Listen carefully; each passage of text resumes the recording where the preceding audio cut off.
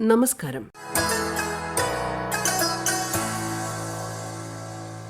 മനസ്സിന് സന്തോഷം നൽകുന്ന ശുഭപ്രതീക്ഷകൾ ഉണർത്തുന്ന കൊച്ചു കൊച്ചു വിശേഷങ്ങളുമായി ഒരിത്തിരി നേരം. ആകാശവാണി വാർത്താ വിഭാഗം അവതരിപ്പിക്കുന്ന നല്ല വാർത്തയിലേക്ക് സ്വാഗതം. നമ്മുടെ കൊച്ചു കേരളത്തെ ആഗോളതലത്തിൽ പ്രശസ്തമാക്കിയ ഒരു കൊച്ചുമിടുക്കിയിൽ നിന്നാവാം ഇന്നത്തെ നല്ല വാർത്തയുടെ തുടക്കം. തിരുവനന്തപുരം സ്വദേശിനിയായ സഞ്ജന ചാക്കോ. പ്രധാനമന്ത്രി നരേന്ദ്രമോദിയുടെ മൻ കി ബാത്ത് പരിപാടിയിൽ അദ്ദേഹം സഞ്ജനയുടെ നേട്ടം പേരെടുത്ത് പരാമർശിച്ചു. അതിയായ സമ്മർദ്ദവും സമയപരിധിയുമുള്ള അന്താരാഷ്ട്ര മത്സരങ്ങളിൽ സഞ്ജനയെപ്പോലുള്ളവർ കാഴ്ചവെക്കുന്ന ആത്മവിശ്വാസവും കഴിവും നമ്മെ അഭിമാനപ്പെടുത്തുന്നു എന്നാണ് പ്രധാനമന്ത്രി പറഞ്ഞത്. കൊസോവോയിൽ നടന്ന 14ാമത് യൂറോപ്യൻ ഗേൾസ് മാത്തമാറ്റിക്കൽ ഒളിമ്പ്യാഡിലാണ് സഞ്ജനയടങ്ങുന്ന ഇന്ത്യൻ ടീം ശ്രദ്ധേയമായ നേട്ടം കൈവരിച്ചത്. മത്സരത്തിൽ ഇന്ത്യയ്ക്കു വേണ്ടി 2 വെള്ളിയും 2 വെങ്കലവും ഉൾപ്പെടെ 4 മെഡലുകളാണ് സംഘം നേടിയത്. ഹൈസ്കൂൾ തലത്തിൽ ഗണിതശാസ്ത്രത്തിലുള്ള ആഴത്തിലുള്ള താൽപ്പര്യവും കഴിവുമാണ് ഈ നേട്ടത്തിന് പിന്നിൽ. 56 രാജ്യങ്ങളിൽ നിന്നുള്ള വിദ്യാർത്ഥിനികളാണ് മത്സരത്തിൽ പങ്കെടുത്തത്. Thiruvananthapuram Mukkola saint Thomas residential സ്കൂളിലെ വിദ്യാർത്ഥിനിയാണ് സഞ്ജന. 42-ൽ 26 പോയിന്റാണ് സഞ്ജന നേടിയത്. സ്വർണ്ണ മെഡലിന് ആവശ്യമായ കുറഞ്ഞ മാർക്ക് 27ആണ്. അതായത് 1 പോയിന്റ് വ്യത്യാസത്തിലാണ് സ്വർണം നഷ്ടമായത്. എങ്കിലും രാജ്യത്തിനായി മെഡൽ നേടാനായതിൽ സന്തോഷമുണ്ടെന്ന് സഞ്ജന നല്ല വാർത്തയോട്. യൂറോപ്യൻ ഗേൾസ് മാത്തമാറ്റിക്കൽ ഒളിമ്പ്യാഡിൽ പങ്കെടുക്കാൻ ഞാൻ തിരഞ്ഞെടുക്കപ്പെടുകയുണ്ടായി. ഈ മത്സരത്തിൽ മികച്ച പ്രകടനം കാഴ്ചവെക്കാനും ഇന്ത്യയ്ക്ക് വേണ്ടി വെള്ളി മെഡൽ നേടാനും എനിക്ക് കഴിഞ്ഞു. മൻ കി ബാത്ത് എന്ന പരിപാടിയിൽ ബഹുമാനപ്പെട്ട പ്രധാനമന്ത്രി ഇന്ത്യയുടെ ഈ മികച്ച പ്രകടനത്തിനെ കുറിച്ച് പരാമർശിച്ചു. എന്റെ ഈ നേട്ടം കൂടുതൽ വിദ്യാർത്ഥികൾക്ക്, പ്രത്യേകിച്ച് പെൺകുട്ടികൾക്ക് അവരുടെ താൽപര്യങ്ങളും സ്വപ്നങ്ങളും പിന്തുടരാൻ പ്രചോദനമാകുമെന്ന് ഞാൻ പ്രതീക്ഷിക്കുന്നു. രാജ്യവ്യാപകമായി നടക്കുന്ന ഗണിത ഒളിമ്പ്യാഡിന്റെ വിവിധ ഘട്ടങ്ങളിൽ മികച്ച പ്രകടനം കാഴ്ചവെക്കുന്നവരിൽ നിന്നാണ് അന്താരാഷ്ട്ര മത്സരത്തിനായുള്ള സംഘത്തെ തിരഞ്ഞെടുത്തത്. ആവശ്യത്തിനും അനാവശ്യത്തിനും തുണികൾ വാങ്ങിക്കൂട്ടുന്നത് നമ്മുടെ ഒരു രീതിയാണ്. എവിടെയെങ്കിലും ഒരു ഓഫർ കണ്ടാലോ, അല്ലെങ്കിൽ ന്യൂജൻ ട്രെൻഡിനനുസരിച്ച് കല്യാണം പോലുള്ള അവസരങ്ങളിൽ കളർ കോഡ് അനുസരിച്ചോ അങ്ങനെയൊക്കെ നമ്മൾ ഡ്രസ്സ് വാങ്ങും. എന്നിട്ട് 1-2 ദിവസം ഇടും, പിന്നെ മാറ്റിവെക്കും. പിന്നെയും പല കാരണങ്ങൾ പറഞ്ഞ് പുതിയത് വാങ്ങും. അങ്ങനെ തുണികളുടെ ഒരു കൂമ്പാരമാവും. പിന്നെ അലമാരയിൽ സ്ഥലമില്ലാതെ വരുമ്പോൾ ഇതെന്ത് ചെയ്യും എന്നാലോചിക്കും. അത്തരക്കാർക്കുള്ളൊരു നല്ല വാർത്തയാണ് ഇനി. രാജ്യത്തെ ആദ്യ പഴന്തുണി സംസ്കരണ പദ്ധതി മുംബൈയിൽ നിലവിൽ വന്നു. നവി മുംബൈ മുനിസിപ്പൽ കോർപ്പറേഷനാണ് പഴയ തുണികളെ സംസ്കരിച്ചെടുക്കുന്ന ടെക്സ്റ്റൈൽ റിക്കവറി ഫെസിലിറ്റി സംവിധാനം ആരംഭിച്ചത്. സ്വച്ഛ് ഭാരത് മിഷൻ പദ്ധതിയുടെ ഭാഗമായാണ് നവി മുംബൈ കോർപ്പറേഷൻ പഴയ തുണികൾ ശേഖരിക്കുന്നത്. ഈ തുണികളെ സ്കാനർ ഉപയോഗിച്ച് കോട്ടൺ, പോളിസ്റ്റർ, സിൽക്ക് എന്നിങ്ങനെ തരംതിരിക്കും. അവയിൽ ഓരോന്നിനെയും പുനരുപയോഗിക്കാൻ കഴിയുന്നവ, റീസൈക്ലിങ്ങിന് നൽകേണ്ടവ, മറ്റു ഉൽപ്പന്നങ്ങളാക്കി മാറ്റാൻ കഴിയുന്നവ എന്നിങ്ങനെ വേർതിരിക്കും. എന്നിട്ട് സംസ്കരണം നടത്തും. പദ്ധതി ആരംഭിച്ചതിന് ശേഷം ഇതുവരെ 41,000 ഇനം തുണികൾ സംസ്കരണ പ്രക്രിയയ്ക്ക് വിധേയമാക്കി. ഇതുവഴി 30 മെട്രിക് ടൺ തുണിമാലിന്യം ഇല്ലാതാക്കാൻ കഴിഞ്ഞു എന്നാണ് കോർപ്പറേഷൻ അധികൃതർ പറയുന്നത്.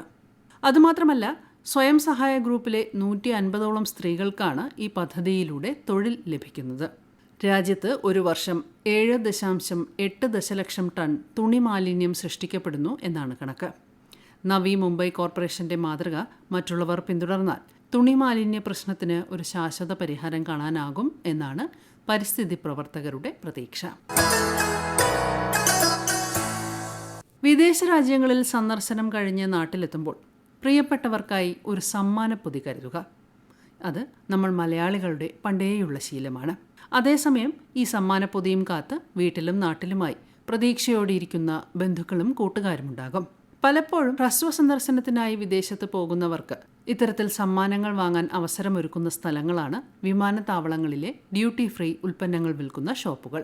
എന്നാൽ വിമാനത്താവളങ്ങളിലെത്താൻ വൈകുകയോ മറ്റ് സമയക്കുറവോ നേരിടുന്നവർക്ക് ഈ ഡ്യൂട്ടി ഫ്രീ ഷോപ്പുകളിൽ നിന്ന് ഷോപ്പിംഗ് നടത്താനാവില്ല. സമ്മാനപ്പൊതി കാത്തിരിക്കുന്നവരെ നിരാശരാക്കേണ്ടിയും വരും. എന്നാൽ അതിനൊരു പരിഹാരമാണ് മേക്ക് മൈ ട്രിപ്പ് പദ്ധതി. അദാനി എയർപോർട്ട്സാണ് ഈ സംരംഭം ആരംഭിച്ചത്. അന്താരാഷ്ട്ര യാത്രക്കാർക്ക് യാത്രാ ബുക്കിംഗ് പ്ലാറ്റ്ഫോം വഴി തന്നെ ഡ്യൂട്ടി ഫ്രീ ഉൽപ്പന്നങ്ങൾ തിരഞ്ഞെടുത്ത് മുൻകൂട്ടി ബുക്ക് ചെയ്യാൻ സൗകര്യമുള്ള പദ്ധതിയാണിത്. യാത്ര പുറപ്പെടുന്നതിന് മുൻപോ എത്തിച്ചേരുന്നതിന് മുൻപോ യാത്രക്കാർക്ക് വിവിധ ഡ്യൂട്ടി ഫ്രീ ഉൽപ്പന്നങ്ങൾ പരിശോധിച്ച് മുൻകൂട്ടി ബുക്ക് ചെയ്യാൻ ഈ സംവിധാനം സഹായിക്കും. ഇതിലൂടെ വിമാനത്താവളങ്ങളിൽ സമയം ലാഭിക്കാനും കൂടുതൽ സൗകര്യപ്രദമായി ഷോപ്പിംഗ് നടത്താനുമാവും. തിരുവനന്തപുരത്തിന് പുറമെ മുംബൈ, അഹമ്മദാബാദ്, ലഖ്നൗ, മംഗലൂരു, ജയ്പൂർ എന്നിവിടങ്ങളിൽ ഈ സേവനം ലഭ്യമാകും. ഇനി സമ്മാനം വാങ്ങാതിരിക്കാൻ ഒരു എക്സ്ക്യൂസും വേണ്ട. ഡെബിയൻ പ്രോജക്റ്റിനെ കുറിച്ച് കേട്ടിട്ടുണ്ടോ? ലോകമെമ്പാടും വ്യാപകമായി ഉപയോഗിക്കുന്ന ആദ്യകാല ഓപ്പറേറ്റിംഗ് സിസ്റ്റങ്ങളിൽ ഒന്നാണ് ഡെബിയൻ. യുബുണ്ടു, കേരളത്തിലെ സർക്കാർ സ്കൂളുകളിൽ ഉപയോഗിക്കുന്ന കൈറ്റ് ലിനക്സ് തുടങ്ങി 450ഓളം ഓപ്പറേറ്റിംഗ് സിസ്റ്റങ്ങൾ ഡെബിയനിൽ നിന്നാണ് രൂപം കൊണ്ടത്. ഈ ഡെബിയൻ പ്രോജക്റ്റിൻ്റെ അമരത്ത് മലയാളി വനിത എത്തിയിരിക്കുന്നു. അന്താരാഷ്ട്ര തെരഞ്ഞെടുപ്പിലൂടെ പ്രോജക്റ്റ് ലീഡർ സ്ഥാനത്തെത്തുന്ന ആദ്യ വനിതയും ഏഷ്യക്കാരിയുമായി മാറിയിരിക്കുകയാണ് കണ്ണൂർ സ്വദേശിനിയായ ശ്രുതി ചന്ദ്രൻ. ഡെബിയൻ പ്രോജക്റ്റിലെ ലോകമെമ്പാടുമുള്ള 1000-ലധികം ഔദ്യോഗിക അംഗങ്ങളാണ് വോട്ടെടുപ്പിലൂടെ ശ്രുതിയെ തിരഞ്ഞെടുത്തത്.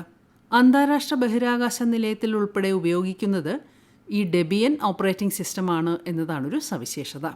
മലയാളികൾ ഏത് മേഖലയിലും തിളങ്ങും എന്നതിൻ്റെ മറ്റൊരു അഭിമാന നേട്ടം.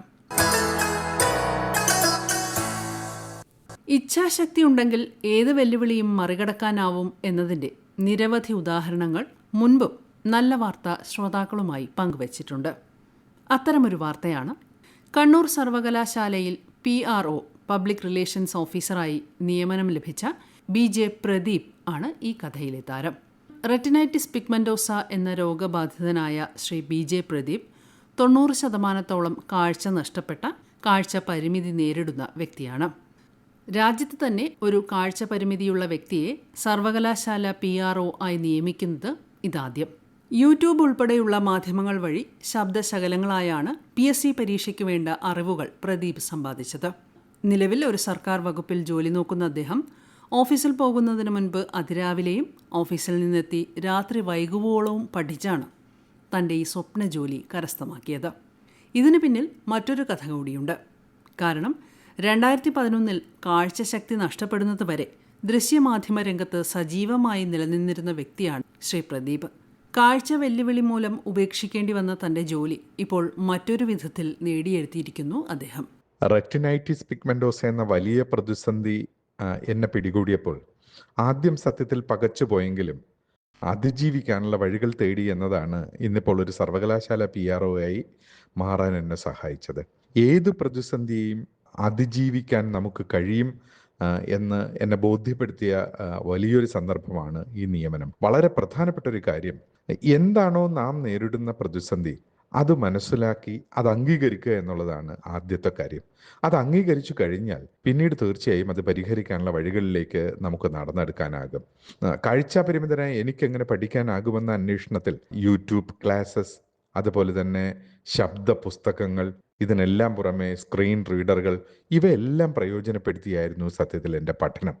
വായിക്കാൻ കഴിയില്ല, പക്ഷേ അത് നമുക്ക് വായിച്ചു തരുന്ന മറ്റുള്ളവരുടെ സഹായത്തോടുകൂടി അവ കേട്ട് പഠിക്കാൻ നമുക്ക് കഴിയും. പരീക്ഷ എഴുതാൻ ഒരു സ്ക്രൈബിൻ്റെ സഹായം കൂടി ലഭിച്ചാൽ ഏതു പരീക്ഷയും ആത്മാർത്ഥമായി ശ്രമിച്ചാൽ നമുക്ക് പിന്നിൽ കീഴടങ്ങുമെന്നതാണ് എൻ്റെ അനുഭവം എന്നെ പഠിപ്പിച്ചിട്ടുള്ളത്. ഗവൺമെൻറ് ജോലികളിൽ ഭിന്നശേഷിയുള്ളവർക്കായുള്ള സംവരണത്തിൽ ഏതെല്ലാം തസ്തികകൾ അവർക്ക് നൽകാം എന്നത് സംബന്ധിച്ച് കേന്ദ്ര ഗവൺമെൻറ് രൂപീകരിച്ച ഒരു സമിതി പഠനം നടത്തി ശുപാർശ സമർപ്പിച്ചിരുന്നു. ഇതിൽ പൂർണ്ണമായി കാഴ്ചശക്തി ഇല്ലാത്തവർക്ക് പോലും പബ്ലിക് റിലേഷൻസ് ഓഫീസറായി ജോലി ചെയ്യാനാവുമെന്ന് കണ്ടെത്തിയിരുന്നു. ഇതിൻ്റെ ചുവട് പിടിച്ചാണ് സംസ്ഥാന ഗവൺമെൻറ് ശ്രീ BJ പ്രദീപിൻ്റെ നിയമനത്തിലൂടെ ഈ തീരുമാനം കൈക്കൊണ്ടത്. തനിക്കു വേണ്ടി മാത്രമല്ല, ഭിന്നശേഷിയുള്ള സർക്കാർ ജോലി കാക്ഷിക്കുന്ന അനവധി പേർക്ക് കൂടി പ്രയോജനകരമാകുന്നു ശ്രീ പ്രദീപിൻ്റെ ഈ പോരാട്ടം. നല്ല വാർത്ത അവതരിപ്പിച്ചത് ആകാശവാണി തിരുവനന്തപുരം പ്രാദേശിക വാർത്താ വിഭാഗം. ഏകോപനം ലെമി ജി നായർ. അവതരണം ലിൻസ സ്വരാജ്. നല്ല വിശേഷങ്ങൾ നിറഞ്ഞ നല്ല നിമിഷങ്ങളുമായി ശ്രോതാക്കളിലേക്ക് അടുത്ത ശനിയാഴ്ച വൈകുന്നേരം 6:40 വീണ്ടും എത്താം. ശുഭാശംസകൾ.